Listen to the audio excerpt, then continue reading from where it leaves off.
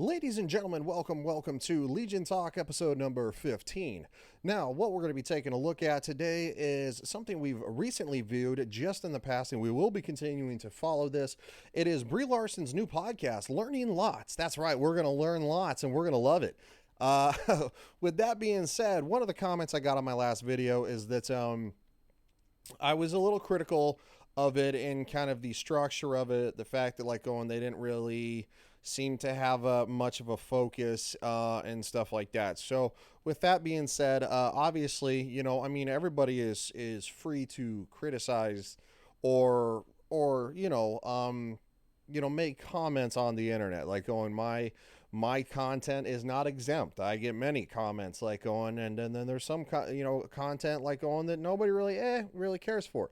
It's just the nature of the beast. With that being said, this is news. So, but one of the comments that was said is that the Twitter and the YouTube are not representative of how many views she's getting. She's getting millions on Spotify, millions. Okay, I went to Spotify. This is a screenshot I took of the podcast itself. Learning Lots, Brie Larson, Jesse Ennis. Follow. They're not a follower count. I clicked under See More, and it just has the rest of the information. The trailer's 55 seconds long, and as you can see, I did click on the podcast itself. Follow Learning Lots on Instagram and Twitter. Follow Brie Larson on Instagram and Twitter. Jesse Ennis on Instagram.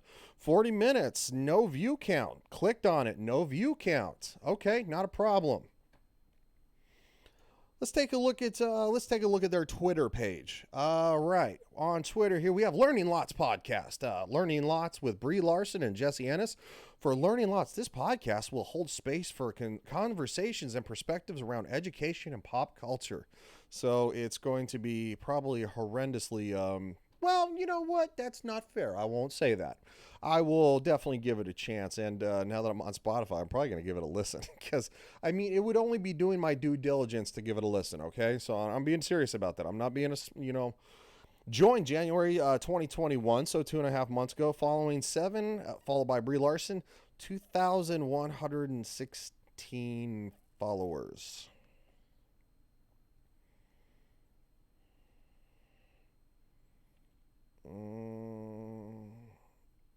That's rough, dudes. That's rough. How I found out about this is by Brie Larson's, Twitter. That's how I found out about this. They talk about their major theme for the week. I'm going to mute this. A major theme this week was about what aspects of your life that you would label discomfort is in. We're gonna kind of briefly watch this. A major theme about what aspects of your life you would label discomfort is in fact comforting. Okay, a major theme. Oh, that's all it says. Really, that's all it says. Okay, 399 views. 399. Oof. Dudes, I got more views on that on one of the last YouTube on my main YouTube channel, Legion Games 2076, than that did. That's rough. My Eurovision content on gets more views than that most of the time. Look, like I said, I'm not trying to knock it. Oh, look at that! Thank you, Anna Ferris. Thank you, Brie Larson and Jesse Ennis, for coming on Unqualified. I just subscribed to Learning Lots. So Anna Ferris has a podcast too, because God knows we need more podcasts from people who are unqualified to analyze anything. The only thing that they're good at is acting. So they're going to spread that, most likely that activist knowledge. Now, I do like Anna Ferris. I don't know. She may be legitimately discussing stuff. I'm not covering Anna Ferris. I don't care. All right. So here we over on YouTube. Comfort Zones featuring Ruby Kaur and Jimmy Chin. Learning Lots podcast. This is on Brie Larson's channel. She's promoted it on her YouTube page. So Learning Lots does not have its own YouTube page yet that I am seeing. Premiered on March 11th, 2021. Brie Larson, 527,000 subscribers. Dude, she should really have more subscribers than that. Now the view ratio is not half bad. If you can So 35,760 views to 527,000 subscribers. That's not too bad. What is that, about 1/6 ish? 1/6? That's not bad. If you can usually get, maybe 1/8 to 1/6 of your subscribers to take a look at the video, that's not a bad ratio. I'll say that. 3.9 thousand upvotes to 201 downvotes. Okay, that's not bad either. Like going, because I know that here's some of the comments. Just note for future episodes, the audio mixing, especially on Brie's microphone, is kind of off and wonky. I know this is all a learning experience, so I just wanted to point that out. It's not a learning experience because they have somebody who professionally set this up. I set my setup up. I didn't pay anybody to do this. I had to interconnect all the wires myself. I have a right to be wonky. They have somebody who professionally set this up. Like, those microphones are not cheap. I just know this podcast is going to be amazing. I love learning new things, so this is definitely a win. Oh, so they liked that comment by Brie Larson, but they didn't like this comment, and they came out the same day, so one was critical. Really? That's not cool. This is awesome. Love the theme song. Yeah, I heard the theme song. I'm loving these Brie videos. They are so cute and inspiring. This channel is my comfort zone. Now look, there's a lot of people who are excited, so I'm definitely not knocking that. Like going, if people it took my brain a minute to register this is a short version. Is it?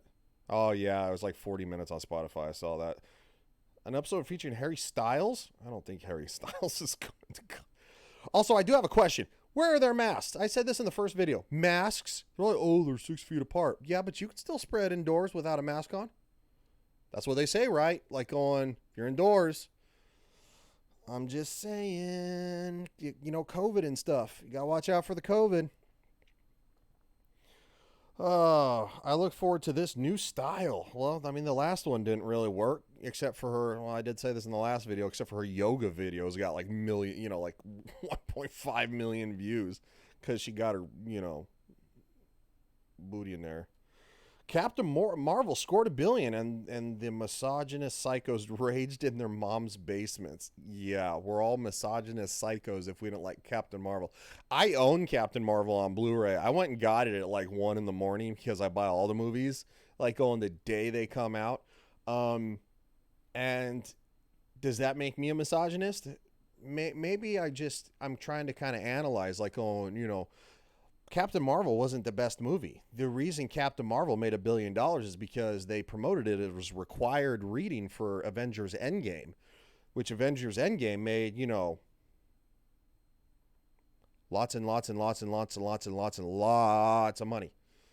So, no, it's really not that. I mean, Black Panther was prescribed as required reading for Infinity War.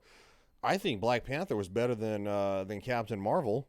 I don't think either one is a stellar movie. I don't think either one's a bad movie, but it's not they're not one of the best Marvel Cinematic Universe movies by any means, and they both made $1 billion.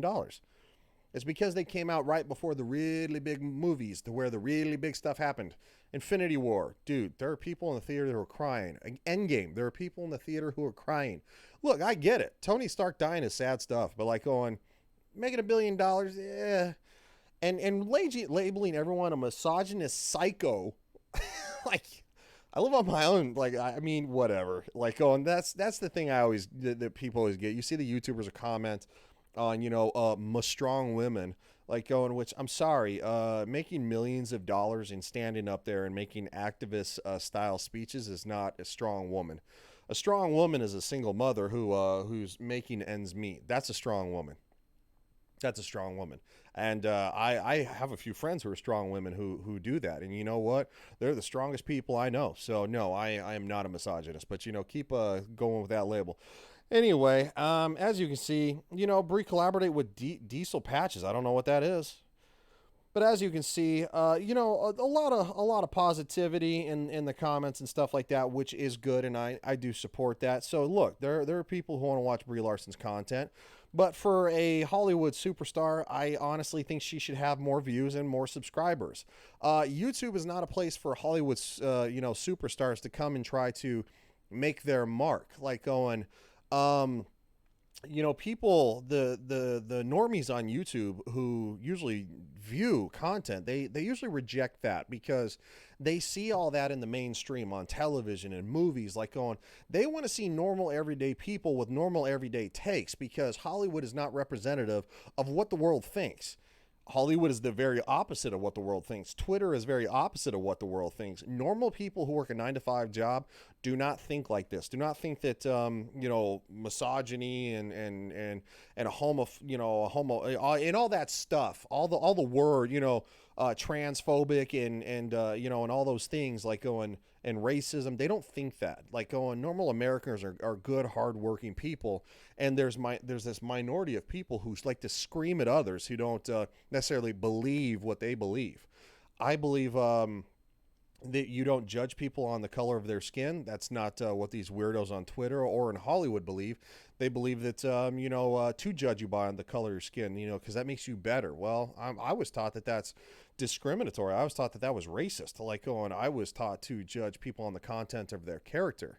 I have a wide variety of friends, and that's how life is. Like going, there's not always, just because, like going, you don't run around screaming activism to the sky, like going, that doesn't make you a bad person. That just makes you a normal person.